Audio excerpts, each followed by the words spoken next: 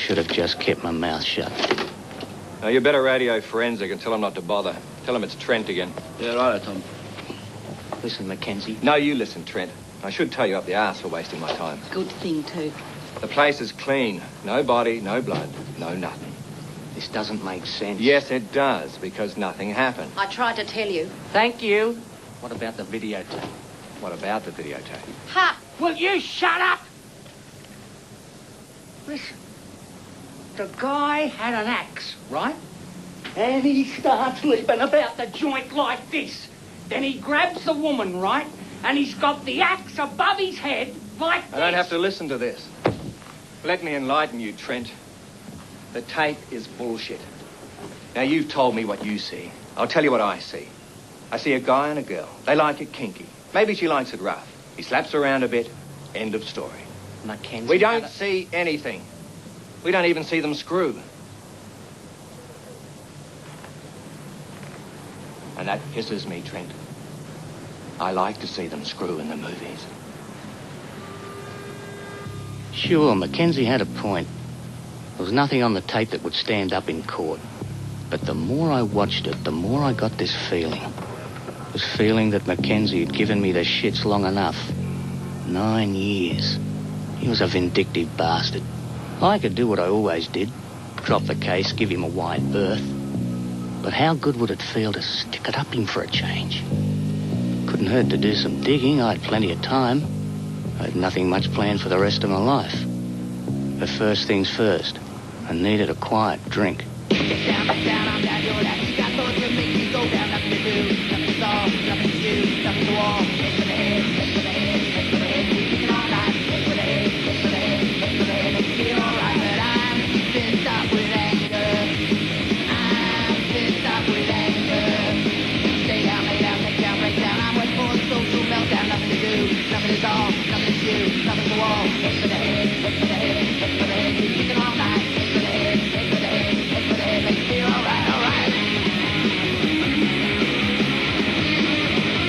The guy in the motel was Ted Lewis, real estate agent. Doing okay from all reports. His wife was the one who hired me. She said she liked the way I did business. It may not always be good, but I'm cheap, real cheap. She was some woman, wealthy, sophisticated, and she had a way with words. I believe it was his glands. Pardon? You can tell a lot about a man by his secretions. Sorry? Testicles. Right.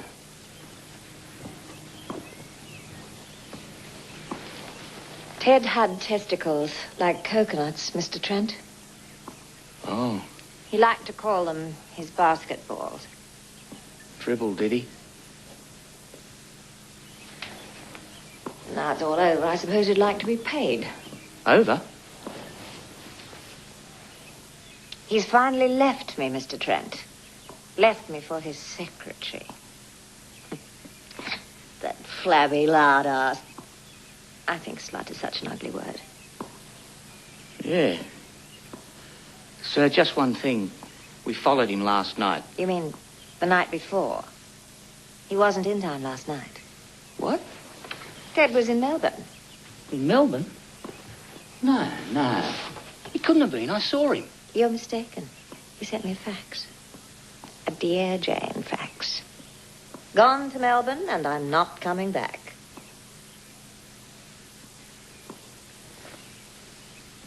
Cash or check? But he wasn't in Melbourne. He was here. You and me know that. Unless he needed an alibi. Eh? Whatever happened in the motel room? Shit, Mick, if he really did pizza the girl, he's going to try to cover his ass. But Melbourne? Why pick Melbourne? He's a desperate man. Christ. I hate it when I feel this right. The secretary's name was Vicky Lane. I left Mickey to find out what he could about her. Where she lived, who her friends were, anything that might help. Me? I just cut to the chase. I went looking for a body.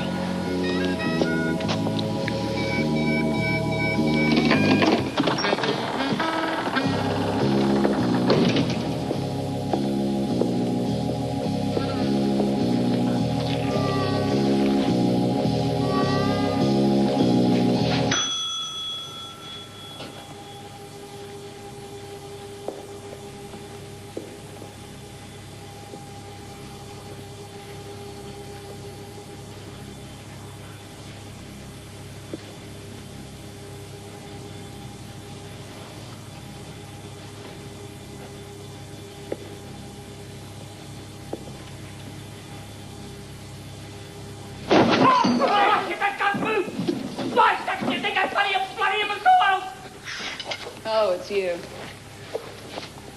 Burnett, there's something about that guy. He's harmless. Now, Trent, what can I do for you? Well, you could drop the Trent and call me Dirk. I could call you all sorts of things. Oh, come on, Burnett. All I'm asking is dinner. Trent, how many times have we been through this? All right. A drink. Just one drink. But I don't even particularly like you. Fine, join the queue, but things might change if you get to know me better. All right. How about this? Oh, God. How about you come out with me for a drink and I promise I'll never ask you out again. Never. Ever. So what's the catch? No catch, fair income. Cross my heart and hope to... What he did. So is it a deal? All right, but on one condition. We get it over and done with ASAP. Great. That's great. Fantastic. You're so lucky, boy. Oh, one other thing. Yes? Last 24 hours, missing person, female, Caucasian, mid-20s, had a head peeled back with an axe. Got any lying around? You really are all class, Trent.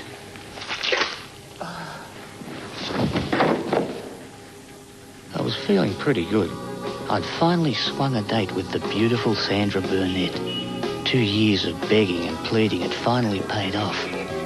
I'd had the hots for her from the first day she moved into the morgue. But she had nothing on the slab that matched my missing person and, well, maybe Mackenzie was right. Maybe there was nothing to this case. Yeah, I was ready to drop the whole thing.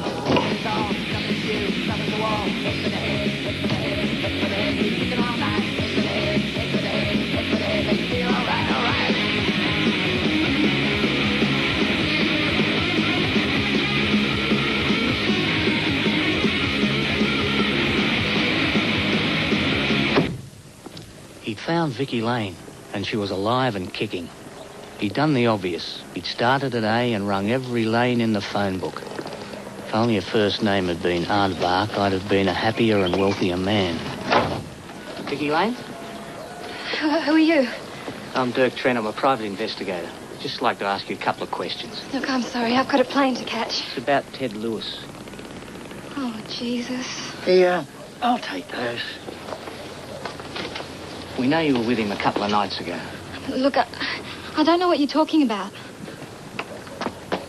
We've got it all on videotape. I mean, you saw it. I had nothing to do with it. Look, I couldn't help him. I just ran. Oh, Christ, you would have run too. Miss Lane. Look, please, you've got to let me go. I just can't help you. What happened? Look, if you know what's good for you, you'll just forget about this. He's dead, all right? Just leave it at that. Lewis dead? Jesus, that was one I didn't figure. A dead Ted. Something happened in that motel room, all right. But what? I was buggered if I knew. But something wasn't right. I could feel it, like a shadow on my heart. The unspeakable, nameless truth of what really happened that night. Lying, incubating like a succubus in the cold black dark behind a dead man's eyes. Someday I must have my poetry published.